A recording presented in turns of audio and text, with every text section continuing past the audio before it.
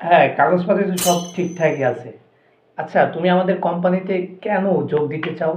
কথা হচ্ছে স্যার, আপনাদের কোম্পানিতে ফ্রি এসি আছে, আবার বসার মতো সুন্দর চেয়ার আছে, আবার বাসায় মায়ের বকা থেকে বাঁচতে তো পারবো।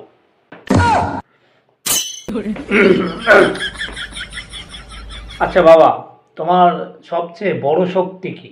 আরে স্যার, এটা কোনো প্রশ্ন হইল? দিনে 14 ঘন্টা ঘুমাই, কোনো টেনশনই নাই। এটা হচ্ছে শক্তির মূল উৎস, শক্তি।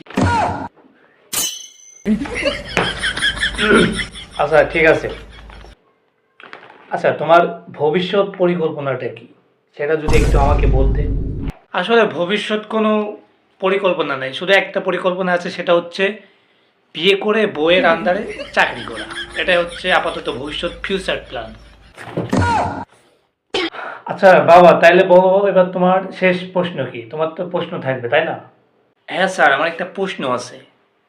স্যার, লাঞ্চের টাইমে কি একটু ভাত পাবো?